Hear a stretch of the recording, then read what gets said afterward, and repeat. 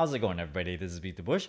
Today I'm going to talk about how talking about something or simply knowing about a certain subject will actually reveal your income.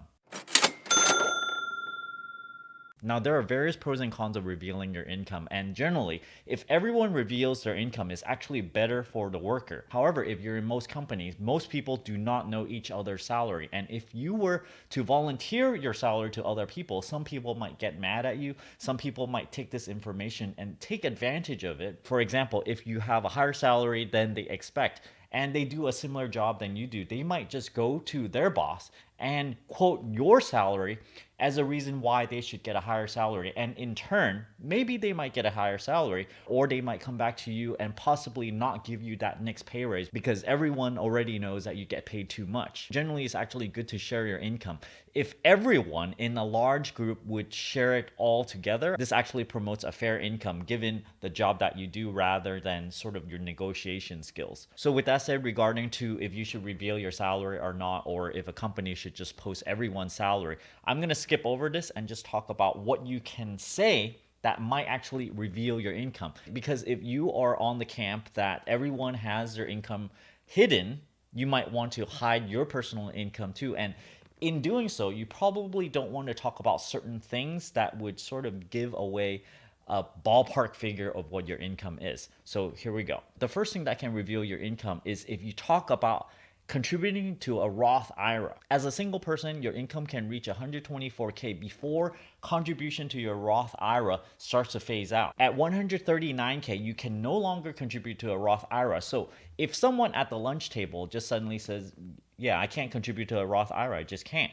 then that automatically means they make at least 134K. So sometimes you don't want to tell people that you're making more than 134K. This is sort of a sensitive subject. And if you're around people that make a lot less, maybe 80K, 50K or something, then they suddenly know, oh my gosh, you make 134K? Why don't you pay for everything? When we go out to movies or something or lunch, hey, you make so much. You shouldn't care too much about saving money, bringing lunch to work. Why don't you just buy lunch? They're going to have all these views on how you should spend your money. So keeping this a secret when everyone else has a secret is probably a good thing. If you are married, the combined income limit is 196K when it starts to phase out. And when it reaches 206K, you cannot contribute to a Roth IRA at all. So based on your marital status, you can actually kind of back calculate how much people actually earn.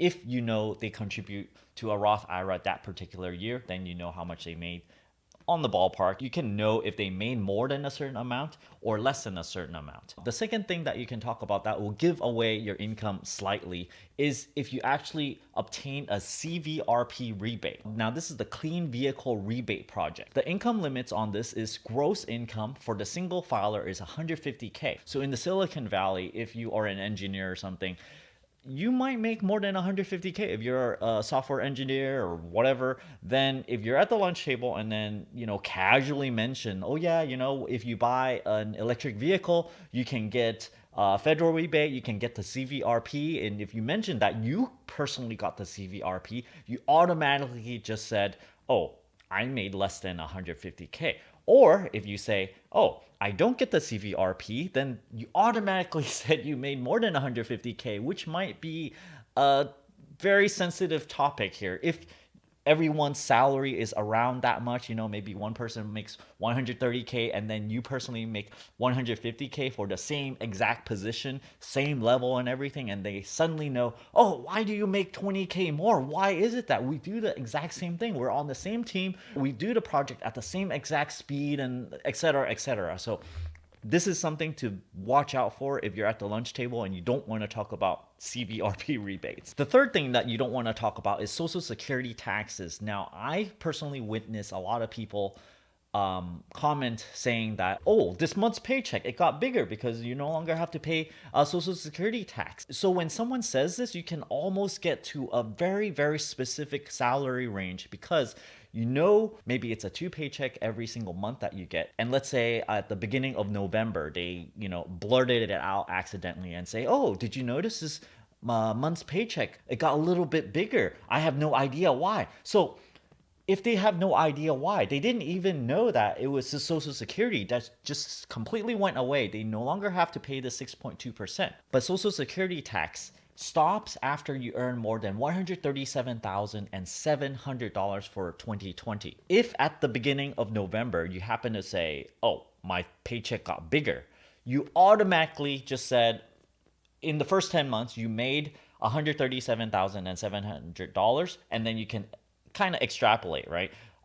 First 10 months, divide that by 10, and then times two more. So in the whole year, you're making probably something like 153K. So the timing at which you mutter this statement at the lunch table matters. And if you know about it, it also matters, because generally for people that make a lot less, maybe 60K, they might not know that this even exists, right? If you make 60K or something and you contribute to a Roth IRA, you might not even look at the income limits, because those things are really far ahead. But if you know about it even, then that might give some things away. Another thing you want to watch out for to not give away your income is when you max out your 401k. Now, this largely depends on the rules on your company 401k. Some companies, they might top out your max contribution.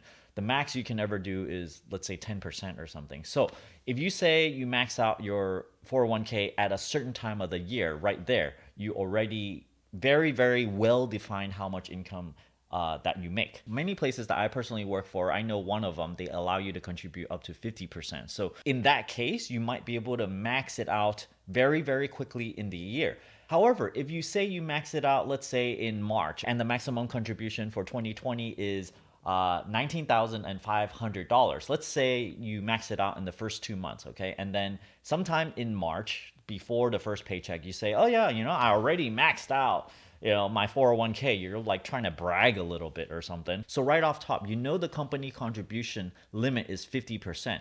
And you probably assume that they max it out, right? They contributed as much as they can, so it's 50%.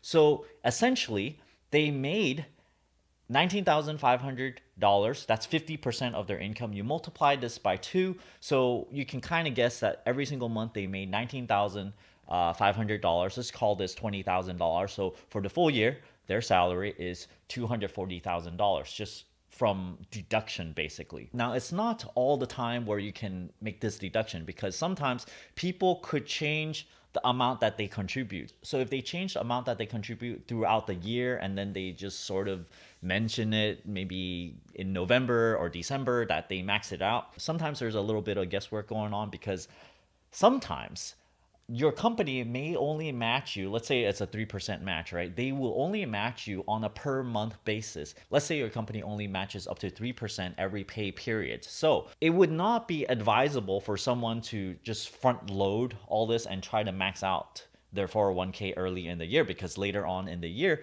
they can't max it out. So what someone could do, if they want to just front load it anyway, they might put as much as they can and leave a little bit left over, so that they can put a very high percentage the first 2 months, and then they can reduce it just to claim the rest of the 3% matching the rest of the year. So because of this, there's a little bit of trickery going on, and there's a little bit of guesswork. So overall, all of this really depends on the rules of your 401k program. So whenever you utter something, you really have to be very, very careful, or you can just choose not to say anything about your 401k at all. Now, let's say you had a few drinks and you accidentally muttered something, and someone kind of noticed, and they say, oh, does this mean that, you make over so and so amount? And then you realize, oh my gosh, I slipped something.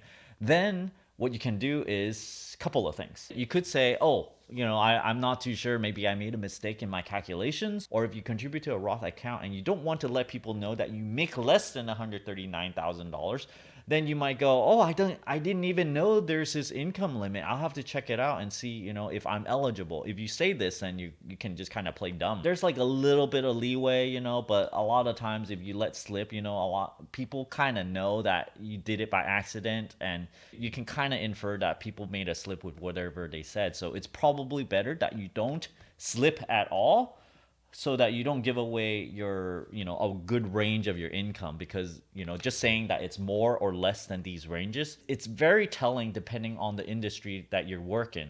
Thanks for watching this video, everybody. I hope this was kind of enlightening and, I know a lot of people let slip these little pieces of information, and I think it needs to be the type that would be very on top of this stuff, very on top of the CVRP rebate, on top of the Roth IRA, the 401k contribution. And, there's always people like that at a company where, just because of these little bits of information, they can just kind of gather what incomes that you make. And hopefully this video will help you, shield yourself from letting other people know your income when you're not ready to tell them yet. Thanks for watching this video. Don't forget to give me a like, comment down below. Let me know if these tips help you and if you find this interesting.